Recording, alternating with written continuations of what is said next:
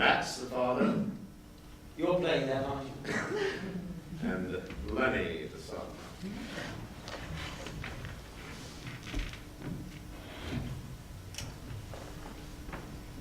What have you done with the scissors? I said I'm looking for the scissors. What have you done with them? Did you hear me? I want to cut something out of the paper. I'm reading the paper. Not that paper. I haven't even read that paper. I'm talking about last Sunday's paper. I was just having a look at it in the kitchen. Did you hear what I'm saying? I'm talking to you. Where's the scissors? Why don't you shut up, you daft prat? Don't you talk to me like that. I'm warning you.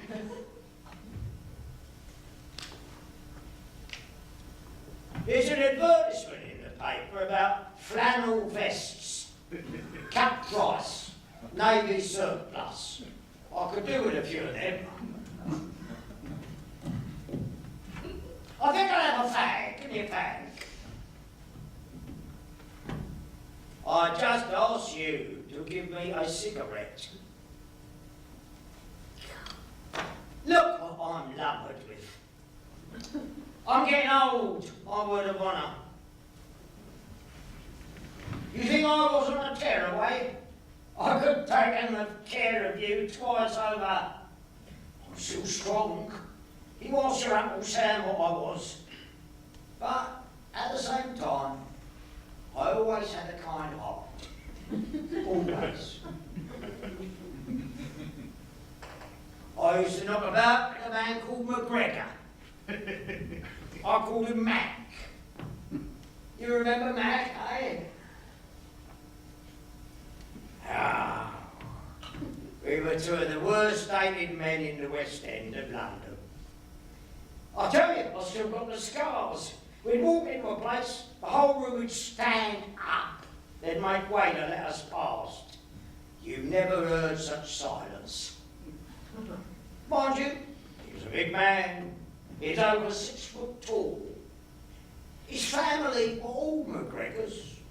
They came all the way from Aberdeen, but he was the only one they called Mac.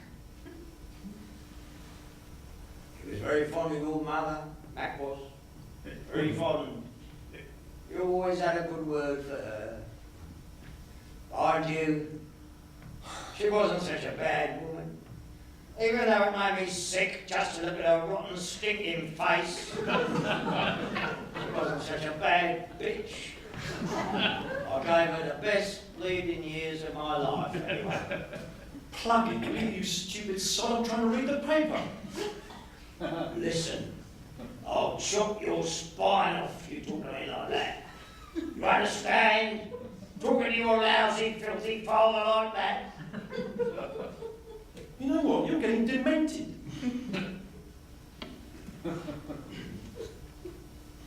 What do you think of second wind for the 3:30? Where? Sandown Park. Don't stand a chance. Sure he does. It's not a chance. He's the winner. He talks to me about horses. I used to live on the course. One of my loves of my life.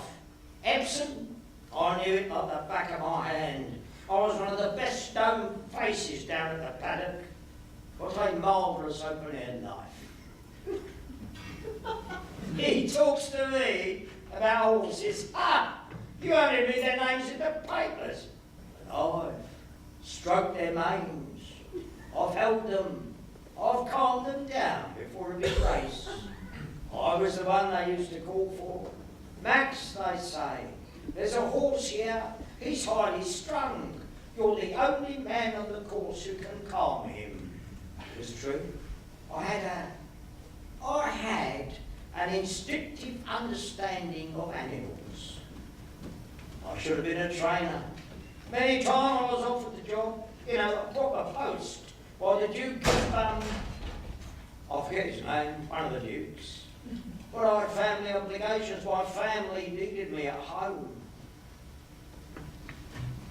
The times I've watched those animals thundering past the post, what an experience. Mind you, I didn't lose. I made a few bob out of it. You know why? Because I always had the smell of a good horse. Could smell it. Not only the colts, but the fillies. Of course, the fillies are more highly strung than the colts. They're more unreliable. Did you know that? Nah, what do you know? Nothing. I was always able to tell a good filly by one particular trick. I look her in the eye, you see. I stand in front of her and look at her straight in the eye. It was a kind of hypnotism. By the look deep down in her eye, I could tell whether she was a stayer or not. It was a gift. I had a gift. And he talks to me about horses. Dad, do you mind if I change the subject? I want to ask you something. That dinner we had before, what was the name of it? What do you call it? Why don't you buy a dog? You're a dog cook, honest. You think you're cooking for a lot of dogs. If you don't like it, get out. I'm going out. I'm going out to get myself a proper dinner. Well, get out. What are you waiting for? What did you say? I said shove off out of it, that's what I said. You'll go before me, Dad, if you talk to me in that tone of voice. Will I, you bitch? Oh, Daddy! You're not going to use your stick on me, are you? Eh? Don't use your stick on me, Daddy. No, please. It wasn't my fault. It was one of the others. I haven't done anything wrong, Dad. Honest. Don't clout me with that stick, Dad. I'll chop your spine off. You'll drown in your own blood.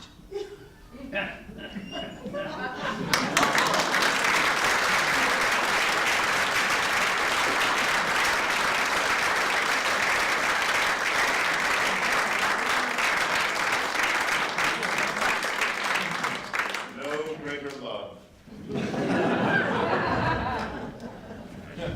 Well, maybe one or two questions, and I think we probably exhausted These poor guys. theoretical limits of a talk back. Right? Yes, It's not a question, but I couldn't help but be reminded that Pinter reminded me of Groucho Marx. Did anybody else get that? I've been watching some things of late Marx, and he would have that twinkle and that wit and that sense of observation and listening. He looked just like Groucho. That's I'm something. not surprised at all. Anyway. Well, I think we've come full circle. Did he and his son reconcile before he died? No. His son didn't come to the funeral. And I lost touch. I wrote to him last Christmas, but he didn't reply.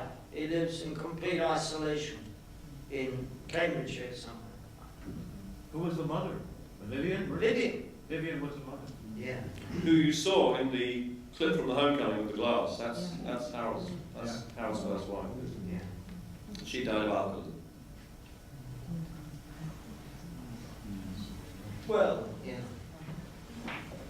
Yes, you mentioned his fondness for young theater artists, and I was just wondering, when it came to new writers, was there anything that he was specifically excited by or irritated by, attracted to?